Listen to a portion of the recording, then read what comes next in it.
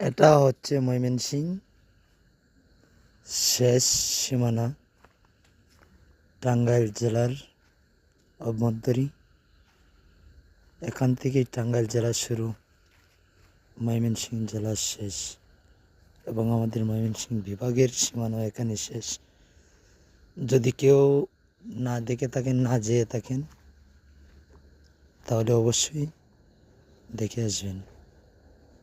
Madhupur, 25 mile, Rasulpur, এই তো পাশাপাশি এলাকায় ঘুরে আসবেন সবাই ইনশাল্লাহ।